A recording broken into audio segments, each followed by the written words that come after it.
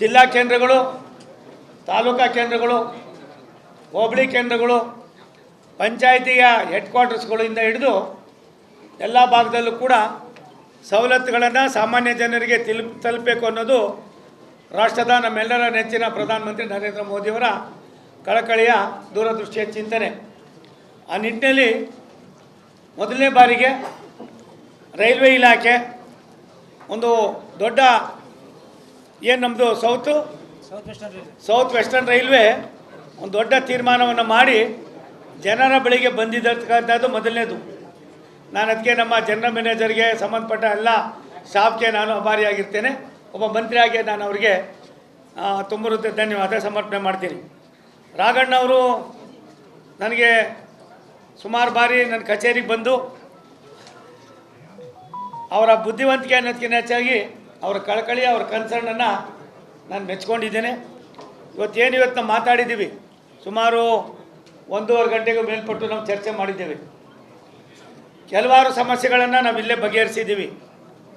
ಅದ್ರ ಜೊತೆಗೆ ಕೋಟೆಗೊಂಗೂರು coaching centre ಡಿಪೋಯಿಂದ pit ಲೈನನ್ನು ಮಾಡಿ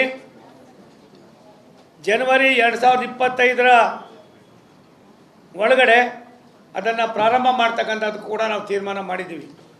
ಅದಾದ ಮೇಲೆ ವಂದೇ ಭಾರತ್ ಟ್ರೈನನ್ನು ಮುಂದೆ ಯಾವತ್ತೂ ಲೋಕಾರ್ಪಣೆ ಮಾಡ್ತಾರೋ ಪ್ರಧಾನಿಗಳು, ಅವೊಂದನ್ನು ತರ್ತಕ್ಕಂಥ ಪ್ರಯತ್ನವನ್ನು ನಾನು ಮತ್ತು ರಾಘಣ್ಣ ಇಬ್ಬರು ಸೇರ್ಕೊಂಡು ಮಾಡ್ತೀವಿ. ಮುಂದಿನ 1 ವರ್ಷದಲ್ಲಿ ಸುಮಾರು ಶಿವಮೊಗ್ಗಕ್ಕೆ ಬರ್ತಕ್ಕಂಥ ಎಲ್ಲ ರೈಲುಗಳನ್ನು ಕೋಚಿಂಗ್ ಸೆಂಟ್ರನ್ನು ನಾವು ಕೋಟೆಗೊಂಗೂರಿನಲ್ಲಿ ಮಾಡೋದಕ್ಕೆ ಈಗಾಗಲೇ ತೀರ್ಮಾನ ಆಗಿದೆ. ಅಲ್ಲಿಂದ ಮುಂದಕ್ಕೆ ತಾಳಗುಪ್ಪ ಹೋಗ್ತಕ್ಕಂಥದ್ದು ಕೂಡ ನಾವು ಕ್ರಮವನ್ನು ತೆಗೆದುಕೊಳ್ತಾ ಇದ್ದೀವಿ. ಅದಾದಮೇಲೆ ವಂದೇ ಭಾರತನ್ನು ಹೇಗಾದರೂ ಮಾಡಿ ನಾನು ಒಬ್ಬನಾಗಿ ಇಲ್ಲಿಗೆ ಲೋಕಸಭಾ ಸದಸ್ಯರ ಧ್ವನಿಗೆ ನಾನು ಕೂಡ ಕೈ ಜೋಡಿಸಿ ಅದನ್ನು ತರ್ತಕ್ಕಂಥ ಪ್ರಾಮಾಣಿಕವಾದ ಪ್ರಯತ್ನ ಮಾಡ್ತೀವಿ. ಸುಮಾರು ವರ್ಷದ ಶಿವಮೊಗ್ಗ ಶಿಕಾರಿಪುರ ರಾಣಿಬೆನ್ನೂರು ರೈಲ್ವೆ ಲೈನ್ ಏನಿದೆ ಈಗಾಗಲೇ ಒಂದು ಹಂತಕ್ಕೆ ಬಂದಿದೆ. ಇನ್ನು ಉಳಿದಿರ್ತಕ್ಕಂಥ 600 ಚಿಲ್ಲರೆ ಎಕರೆ ಅದು ಕೇವಲ ರಾಣಿಬೆನ್ನೂರು, ಇದು ಹಾವೇರಿ ಜಿಲ್ಲೆಗೆ ಸಂಬಂಧಪಟ್ಟಿದ್ದು. ಅದನ್ನು ಕೂಡ 2 ತಿಂಗಳಲ್ಲಿ ಮಾಡೋದಕ್ಕೆ ನಾನು ಅದಕ್ಕೆ ಒಂದು ಕಮಿಟಿಯನ್ನು ಮಾಡಿದ್ದೇನೆ. ಸನ್ಮಾನ್ಯ ಶಿವಮೊಗ್ಗದ ಜಿಲ್ಲಾಧಿಕಾರಿಗಳು ನನ್ನ ಜೊತೆಯಲ್ಲಿ 1.5-2 ವರ್ಷಗಳ ಕಾಲ ಅಧಿಕಾರಿಯಾಗಿ ಕೆಲಸ ಮಾಡಿರ್ತಕ್ಕಂಥ ಅವ್ರ ಶೈಲನ್ನು ನಾನು ನೋಡಿರೋದ್ರಿಂದ ಅವರು ಮತ್ತು ಹಾವೇರಿಯ ಜಿಲ್ಲಾಧಿಕಾರಿಗಳು ಕುಳಿತು ಚರ್ಚೆ ಮಾಡಿ ಇಲ್ಲಿ ಯಾವ ರೀತಿ ಮಾಡಿದರೋ ಅದ್ರ ಕ್ರಮವನ್ನು ಅಲ್ಲೂ ಮಾಡಿ ತಕ್ಷಣವೇ ಅದನ್ನು ಮಾಡಿಕೊಡೋದಕ್ಕೆ ಅವ್ರ ಕ್ರಮವನ್ನು ವಹಿಸಬೇಕು ಅನ್ನೋದನ್ನು ಮಾಡಿದ್ದೀವಿ.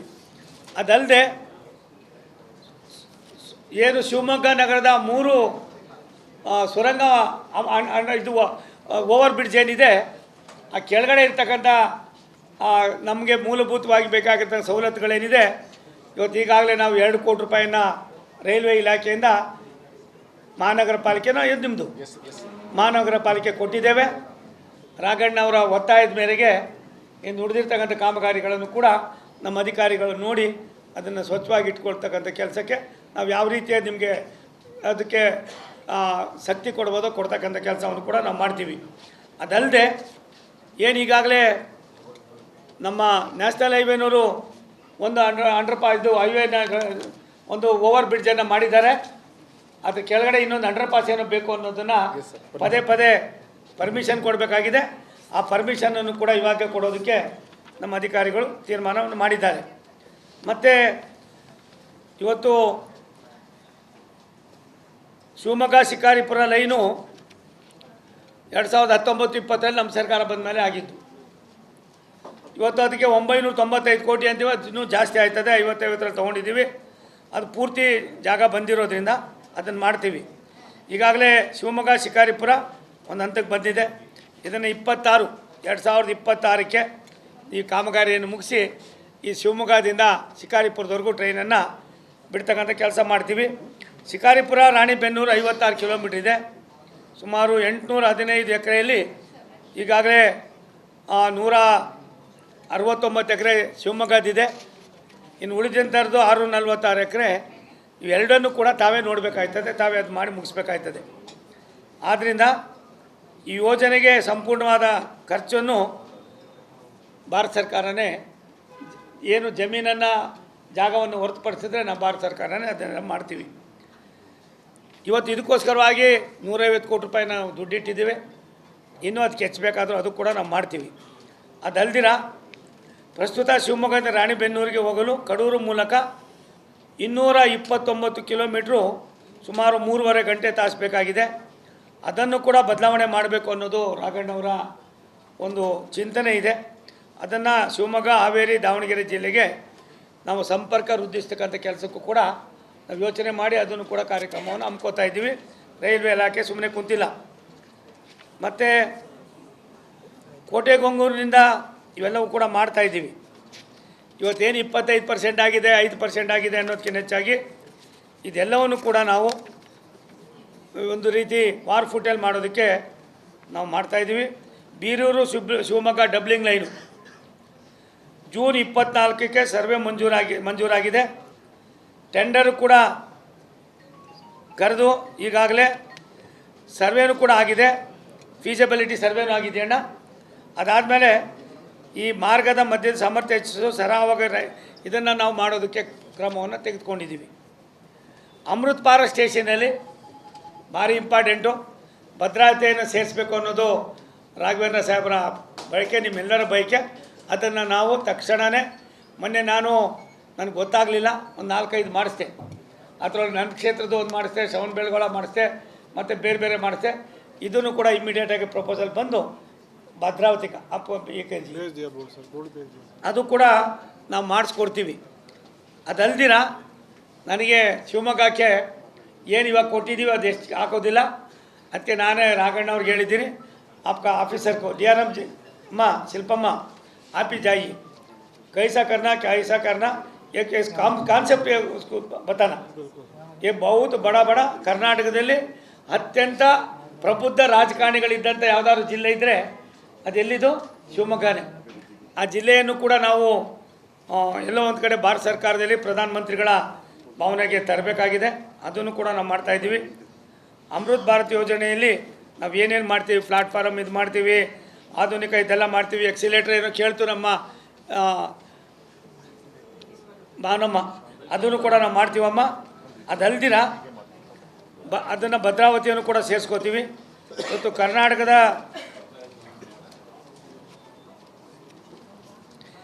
ಅದಲ್ಲದೆ ನಾನು ಬೆಂಗಳೂರಿಗೆ ಒಂದು ಸರ್ಕ್ಯುಲರ್ ರೈಲ್ವೆಯನ್ನು ಮಾಡಬೇಕು ಅನ್ನೋ ತೀರ್ಮಾನ ಮಾಡಿ ನಾನು ಮತ್ತು ನಮ್ಮ ಮಂತ್ರಿಗಳಾದ ಸನ್ಮಾನ್ಯ ಅಶ್ವಿನಿ ವೈಷ್ಣವ್ ಅವರು 440 ಕಿಲೋಮೀಟ್ರು ಗೂಡ್ಸ್ ಟ್ರೈನನ್ನು ಇನ್ನು ಮುಂದೆ ಬೆಂಗಳೂರು ನಗರದ ಒಳಗಡೆ ತುಂಬ ವಾಯು ಮಾಲಿನ್ಯ ಆಗಿ ಜನಗಳಿಗೆ ತೊಂದರೆ ಆಯ್ತದೆ ಅಂತ ತೀರ್ಮಾನ ಮಾಡಿ ನಮ್ಮ DRM ನಮ್ಮ GM ಇಲ್ಲೇ ಇದ್ದಾರೆ. अभी मैं बात किया, सबका पास भी बात किया, सबका पास भी बात किया. अभी वो चालू कीजिए कर को मुझे भी कर को आपको बात करता है. अभी ಆರ್ಡರ್ಸ್ भी आपको भेजता है. ನನ್ನ ಉದ್ದೇಶ ಇಷ್ಟೇ. ಅದನ್ನು ಕೂಡ ನಾವು ಸರ್ಕ್ಯುಲರ್ ರೈಲ್ ಅಲ್ಲೂ ಮಾಡ್ತಾಯಿದ್ದೀವಿ. ಮತ್ತು ಸರ್ಕ್ಯುಲರ್ ಜೊತೆಗೆ ಸಬರ್ಬನ್ನು 4 ಪ್ಯಾಕೇಜನ್ನು ಸನ್ಮಾನ್ಯ ಪ್ರಧಾನಮಂತ್ರಿಗಳು 2022ರಲ್ಲಿ ನಾನು ಮಂತ್ರಿಯಾಗಿದೆ ಇನ್ಫ್ರಾಸ್ಟ್ರಕ್ಚರ್ಗೆ. ಸನ್ಮಾನ್ಯ ಬಸವರಾಜ ಬೊಮ್ಮಾಯಿ ಅವರು ಮುಖ್ಯಮಂತ್ರಿಗಳಾಗಿದ್ದರು. ಯಡಿಯೂರಪ್ಪ ಸಾಹೇಬರು ಇದನ್ನು ಮಾಡಬೇಕು ಅಂತ ಅವರ ಮುಖ್ಯಮಂತ್ರಿ ಆದಂಥ ಸಂದರ್ಭದಲ್ಲಿ ತೆಗೆದುಕೊಂಡಿದ್ದರು. ಅದು ಮಾಡೋಕ್ಕಾಗಿರಲಿಲ್ಲ. ಅದನ್ನು ಕೈಗೆತ್ಕೊಂಡು ಅದು ಫೌಂಡೇಶನ್ ಹಾಕಿದ್ದೀವಿ. ಅದನ್ನು ಕೂಡ ನಾವು 2 ಪ್ಯಾಕೇಜ್ ನಂಬರ್ 2 ಮತ್ತು ಪ್ಯಾಕೇಜ್ ನಂಬರ್ 4 72 ಕಿಲೋಮೀಟ್ರನ್ನು ಚನ್ನಬಸಪ್ಪನವರೇ ನಾವು ತಕ್ಷಣದಲ್ಲೇ ಮುಗಿಸ್ತಕ್ಕಂಥದ್ದು ಮಾಡಿ ಈ ನುಡಿದಿರ್ತಕ್ಕಂಥ 72 ಕಿಲೋಮೀಟ್ರನ್ನ ಸರ್ಕ್ಯುಲರ್ ರೈಲ್ವೆ ಜೊತೆಗೆ ಸೇರಿಸ್ಕೊಂಡು ನಾವು ರಾಜ್ಯ ಸರ್ಕಾರ ಕೇಂದ್ರ ಸರ್ಕಾರ ಒಂಥರ ಎರಡೂ ಕೂಡ ಇದಾಗಿ ಒಡಂಬಡಿಕೆ ಬರೋದು ಸ್ವಲ್ಪ ಕಷ್ಟ ಆಯ್ತದೆ. ನಾವೊಂದು ಪಾರ್ಟಿ ಅವರೊಂದು ಪಾರ್ಟಿ ಅನ್ನೋ ಭಾವನೆ ಕೆಲವು ಕಡೆ ಬಂದಿತ್ತು. ಆದರೆ ಅವೆಲ್ಲವೂ ಕೂಡ ಹೋಗಲಾಡಿಸಿದ್ದೀವಿ. ಇವತ್ತು ಎಲ್ಲರೂ ಕೂಡ ರಾಜ್ಯ ಸರ್ಕಾರ ಕೇಂದ್ರ ಸರ್ಕಾರ ಅಭಿವೃದ್ಧಿಯತೆ ಇರಬೇಕು ಅನ್ನೋ ದೃಷ್ಟಿಯಿಂದ ಇವತ್ತು ಅದನ್ನು ಕೂಡ ಮಾಡ್ತಕ್ಕಂಥದ್ದಕ್ಕೆ ಚಿಂತನೆ ಮಾಡಿದ್ದೀವಿ. ಸುಮಾರು ಏನಿವತ್ತು ಈ ಎಕ್ಸ್ಪ್ರೆಸ್ ರೈಲ್ಗಳನ್ನು ನಾವು ಈಗ 110 ಕಿಲೋಮೀಟ್ರಲ್ಲಿ ನಮ್ಮಲ್ಲಿ ಸ್ಪೀಡ್ ಇದೆ. 110 ನಮ್ಮ ಎಕ್ಸ್ಪ್ರೆಸ್ ರೈಲ್ सब 110 ना स्पीड एक्सपेक्स लाइन का स्पीड क्या है?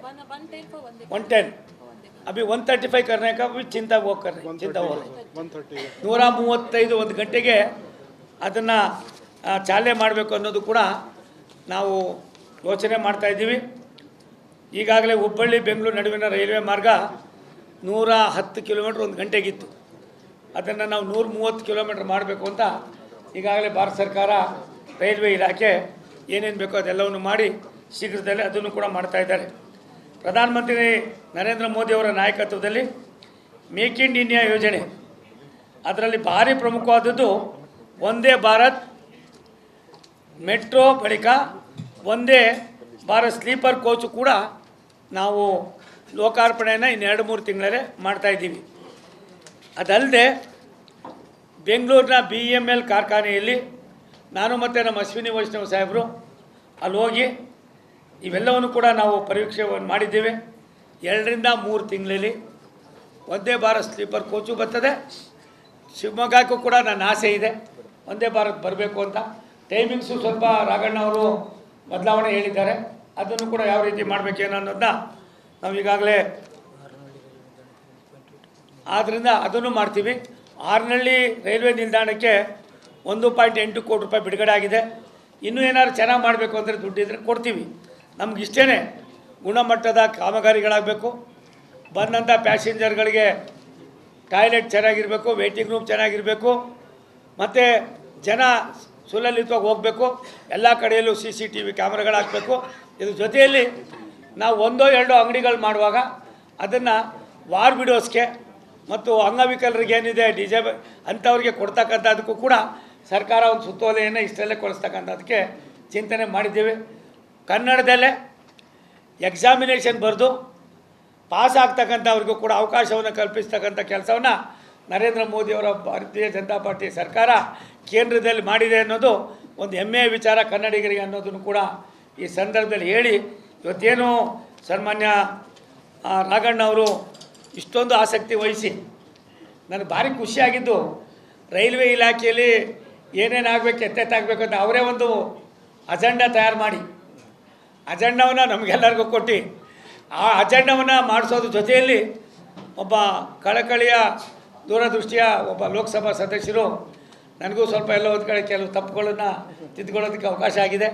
ಒಂದು ಮಾಧ್ಯಮದ ಸ್ನೇಹಿತರಿಗೆ ವಿನಂತಿ ಮಾಡ್ತೀನಿ, ಈ ಒಂದು ಕೆಲಸದಲ್ಲಿ ನೋ ಪಾಲಿಟಿಕ್ಸ್.